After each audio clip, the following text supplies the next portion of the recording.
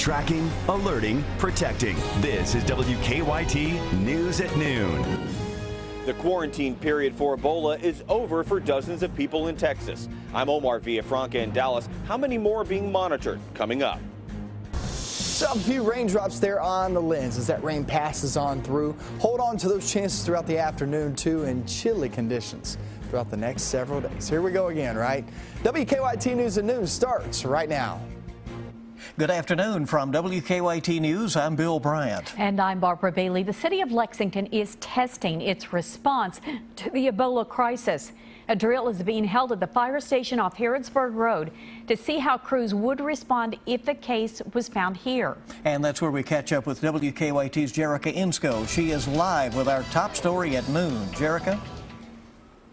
Bill, that hazmat training drill is going on here at Fire Station 20 in Lexington, like you said, just off Harrodsburg Road. The recent Ebola cases in Texas are what made today's drill different because firefighters tell us they do some sort of hazmat training on a weekly basis, but they have new drills every time the CDC updates its guidelines. Simulating a possible Ebola patient here in Lexington put a new spin on this week's drill as they got suited up head to toe, and as you can see, they're still in that hazmat equipment here at Fire Station 20, and the drill is still going on. And once again, this is just a drill, and the reason that fire crews here wanted to do this was to show that they are prepared for anything, and this is not to panic them. Reporting live in Lexington, Jerica Insko, WKYT.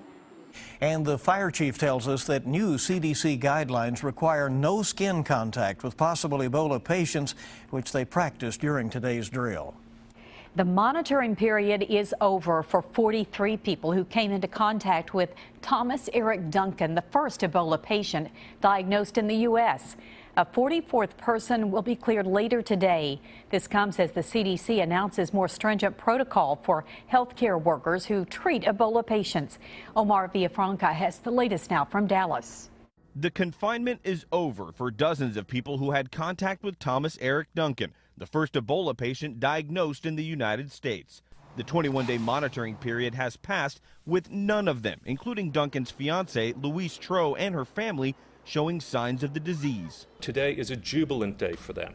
They are really looking forward to getting out and resuming their lives. Judge Clay Jenkins says Tro's family is concerned about how the community will treat them, especially the children who go back to school tomorrow. They do not have Ebola. They are people who've been through an incredible ordeal, and they are people who need our compassion, our respect, and our love. About 120 people continue to be monitored in Texas, including people who had contact with the two nurses who contracted Ebola while caring for Duncan. Nina Pham and Amber Vinson are in stable condition in hospitals in Maryland and Atlanta. The CDC is announcing stricter procedures for healthcare workers treating Ebola patients, including full body suits and hoods. And the Pentagon announced it is forming a special military quick response team. Omar Villafranca, CBS News, Dallas. Now, the World Health Organization has declared Nigeria officially free of the Ebola virus. Nigeria reported 20 cases, including 8 deaths, but there hasn't been a new case in 42 days, which is way past the incubation period. An American doctor who contracted the Ebola virus while treating patients in Liberia will speak at a Louisville church next month. Dr. Kent Brantley will appear at a missions health conference at Southeast Christian Church. Brantley made a full recovery this summer after being treated at Emory Hospital in Atlanta.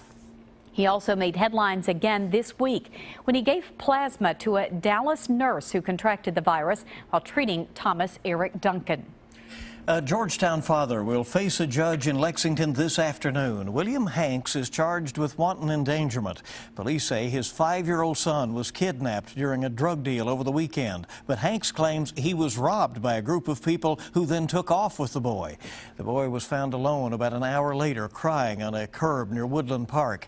Police say the robbers dropped him off with his father's ID and told him to knock on doors for help. Well, it looks like fall is here to stay in the bluegrass, at least for a while. We're seeing a few showers here and there today. That will push on out, though, and leave a long string of sunny days and cooler temperatures later in the week. WKYT meteorologist Micah Harris is live at our First Alert Weather Center with a look ahead. Micah? Yeah, we have that broken line of showers continue to fall apart, and that's always good news as you look across the region at the moment on First Alert Defender Live Radar. And there's your look. And when you see a lot of green, you know it's not heavy rain. And we had some light rain fly through the bluegrass region just about an hour and a half ago. Now, if you're looking for the better rain at the moment, I think it's crossing over 75 and 25 there in Madison County. So Richmond, you're maybe getting in on the mix right now, but if you're not, give it another 5 minutes and it'll roll on through. But you see these breaks right in here? I expect this to continue to fall apart as it races southeastbound. Current temperatures are in the 50s now. We still have a 48 there in Mount Sterling. But give it time. I think we'll start to see some clouds separate just a bit and get a little sunshine action going on. And the reason why they're down so low is because of that rain. So yeah, give it some time. I think we'll finish off there in the lower 60s by the afternoon. A few showers here and there, and then we actually have the actual front moving through later on and off into the night. That'll give us those chances of rain from now all the way through tomorrow. They're not great chances, but they're there. And once we get rid of that, then it's that dry, cool air that settles in. I'll show you when you can expect that coming up in a few minutes. Micah, thank you. A former Lexington mayor is fighting for his life after a weekend fishing trip. The Herald Leader reports 84-year-old Foster Pettit was fishing when his boat capsized in the Louisiana Delta. He cut his leg, and that has led to a serious bacterial infection. He's in critical condition, but stable at a Louisiana hospital. Pettit was Lexington's mayor from 1972 to 1978. Well, October is Breast Cancer Awareness Month, and WKYT is teaming up with St. Elizabeth Healthcare to provide breast screenings. The mobile mammography van will be at WKYT tomorrow from 9:30 to 6:30 p.m. To make an appointment, call 859-655-7400. Private insurance will be billed. Now, if you're uninsured, financial help is available, and that's all thanks to a generous grant from Susan G. Komen, Lexington.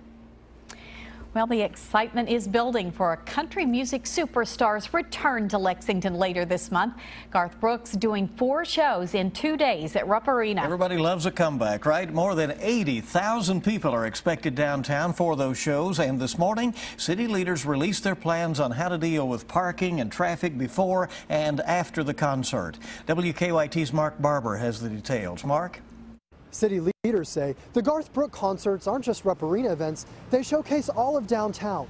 And with 80,000 people expected to come to the concerts, city leaders are preparing for major traffic and parking issues. Downtown Lexington has handled large amounts of traffic before for basketball games and other events. But Bill Owen, the president of the Lexington Center, says these concerts could present more traffic trouble than usual because there's only a 2-hour window between shows. The country music star is performing October 31st at 6:30 and 10:30 p.m. and then again on November 1st at 6:30 and 10:30. Because the 2 parking lots at the Lexington Center may not have enough space, city leaders tell us they are opening an auxiliary lot at the corner of Old Frankfort Pike and New Circle Road for the 10:30 shows. Lextram will bus people from the auxiliary lot to the plaza outside Heritage Hall. Traffic coordinators are asking those who are going to the concert to carpool to minimize congestion. Downtown workers are also asked to leave downtown by 5 p.m.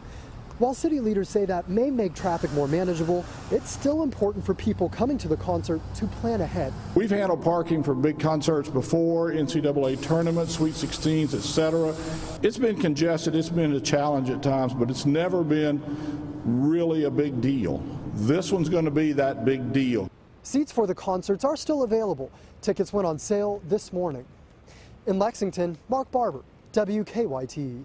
All right, Mark, thank you a lot to digest. And for more information about where to park, what it will cost, and the events before the show, go to WKYT.com. We have all the info there. Kentucky Lottery is set to make a big announcement later today. The Monopoly Millionaires Club is designed to spread the wealth among players by offering multiple $1 million prizes.